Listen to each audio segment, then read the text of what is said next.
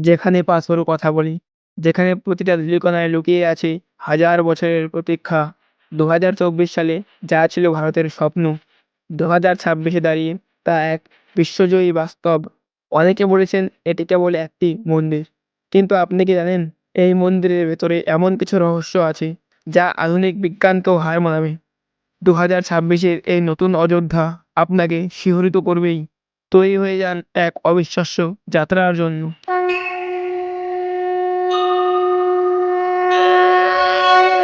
জানেন কি এই মন্দির বানাতে একটা লোহা বা স্টিল ব্যবহার করা হয়নি। হ্যাঁ, ঠিকই শুনেছেন। সম্পূর্ণ পাথর দিয়ে তৈরি এই মন্দির ২০২৬ সালে দাঁড়িয়েও ১,০০০ বছরের গ্যারান্টি দেয়। আর সেই সূর্যতিলক প্রতি বছর রামনবমীতে সূর্যের আলো সরাসরি রামলালার কপালে পড়ার যে অদ্ভুত ইঞ্জিনিয়ারিং তা দেখার জন্য এখনও বিশ্বের বড় বড় বিজ্ঞানীরা অযোধ্যায় ভিড় করছেন। এটি কেবল ধর্ম নয়, এটি ভারতের শ্রেষ্ঠত্বের প্রমাণ। অযোধ্যা এখন কেবল একটি তীর্থস্থান নয়, এটি ভারতের ভ্যাটিকান সিটি। মহর্ষি বাল্মীকি ইন্টারন্যাশনাল এয়ারপোর্টে পা রাখলে আপনার মনে হবে আপনি দুবাই বা সিঙ্গাপুরের কোনো শহরে চলে এসেছেন।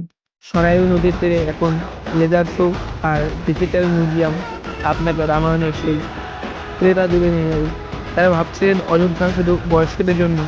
তারা একবার এখানে এসে এখানকার নাইট লাইফ আর আধ্যাত্মিক শান্তি দেখে যান।